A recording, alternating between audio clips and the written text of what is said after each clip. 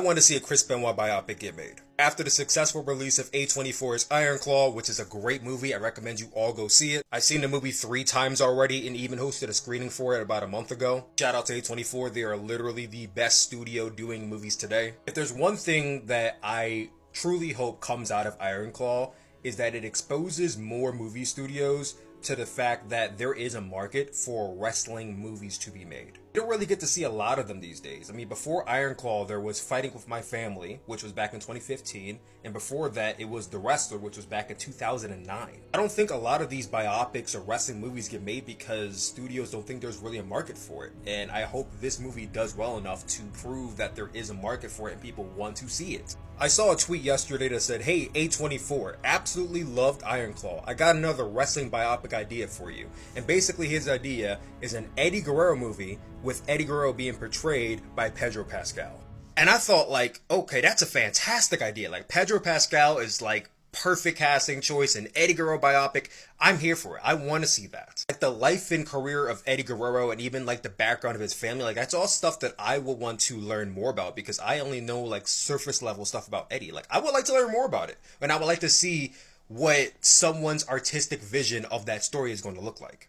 So I retweeted the post and I said, nah, hold on, buddy, might be onto something here. And it went pretty viral. Like a lot of people saw the tweet and I'm like, okay, you know what? Let me throw my name into the hat. Because like I said, I want more movies to get made like this. When I hosted that screening of A24, it was actually joined by a lot of wrestlers. And I had conversations with them and they were echoing a lot of the same thing I was saying. Which is like, yeah, we want to see more movies like this get made. It could bring more awareness to wrestling. Not even so much to bring in fans, but just bring awareness to what really goes on behind the scenes and what goes on behind these people's lives and how it takes a toll on you mentally and physically. Because Iron Claw is not trying to make wrestling fans. That was never the idea of the movie. That's not what the idea is supposed to be. The whole idea of Iron Claw is to tell the tale of the Von Erich family, and they did that beautifully, in my opinion. Did they leave some stuff out? Yes, it is a biopic. It is a dramatic portrayal of what happened. It didn't include everything, nor should they include everything. If you want to see everything, watch a documentary or read up on the actual story. Movies like this are meant to bring awareness. They're not meant to tell the entire tale in like a 5-hour setting. That's not what this is supposed to be. But the point of that post is that I would like to see more biopics made, and I thought he had a good idea here with Eddie Guerrero and Pedro Pascal. So I threw an idea into the cap. I knew it was going to be a controversial one, but I threw it in there anyway. I basically reposted what he said, because I want that trend to keep going, and I basically put Tom Hardy portraying Chris Benoit in a Chris Benoit biopic. And oh man, did the floodgates bust wide open. This post is going pretty viral on Twitter. It's made its way over to Facebook and Instagram. It's started a real discussion about this. As you would guess, a lot of people do not want to see this movie, and I understand why. I feel like it's in our nature as wrestling fans. When you think about Chris Benoit, you obviously go straight to the end of the story, which is, you know, the double murder suicide. And that had a very lasting impact on many wrestling fans in that era, because many people looked up to Chris Benoit or were fans of Chris Benoit, and then it just kind of got ripped out of them after hearing that news. It's a very integral part of wrestling history.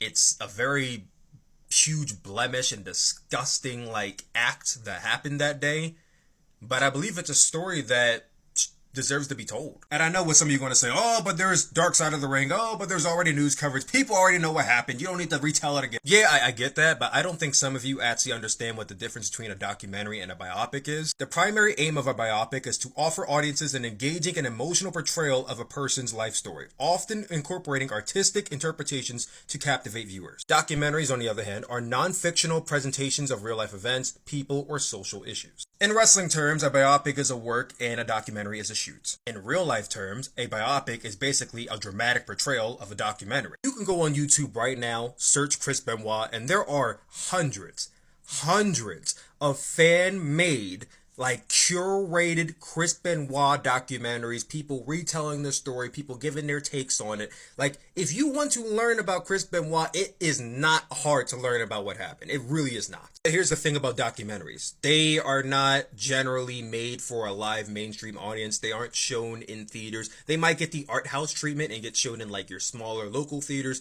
but you're not seeing them being showed in Cinemarks and Regals. You're not seeing red carpets for them. You're not seeing like it being blown up and like documentaries don't get that treatment. I know there's some exceptions out there, but normally they don't. Dark Side of the Ring did not get that, nor will any other Chris Benoit documentary ever get that. A biopic on the scale and magnitude of Iron Claw is really the only way we would get this story told on the big screen. And then the next question I get is, why would you even want to see that? You get entertainment out of seeing this? You're disgusting. Come close, come close. Do you really think I'm seeking enjoyment out of seeing a double murder-suicide? Are you serious? No.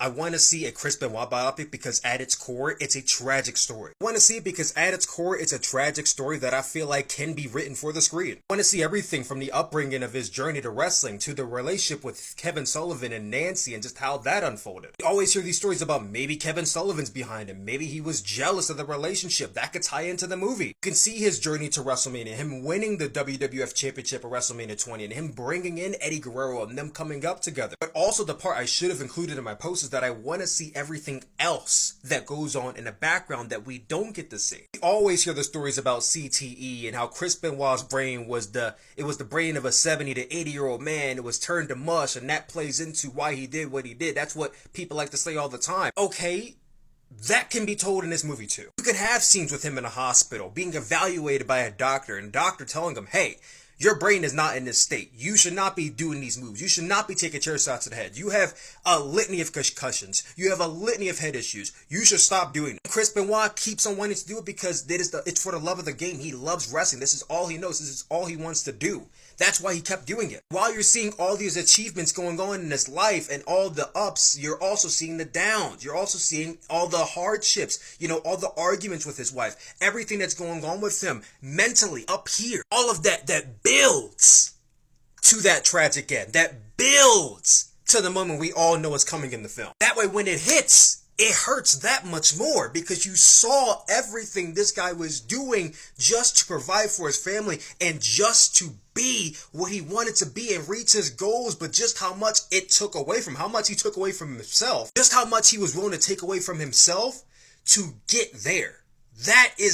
Tell me that's not a story you want to see. Quite literally, if you take Chris Benoit's story, X out his name, and insert John Doe, it's a great story that I want to see written for the screen. No one's going to be going into this movie, watching a child die like, oh my God, such beautiful cinema, clap, clap, clap. No one's going to be doing that, bro. Chill out. Nor does that scene have to be shown because I know that's what a lot of you are worried about. Like, no, obviously you don't have to show the scene of the child being murdered. Obviously, with Nancy, you can choose not to show her, to choose to show it because a man murdering a woman, like we've seen it before, we all know what you don't want to see. You don't have to show it. You can imply it. Nancy, you can do the same thing. You can imply it. You don't have to show it. One thing I do not want to do, I've seen some people saying, oh, you can just cut the story off of WrestleMania 20.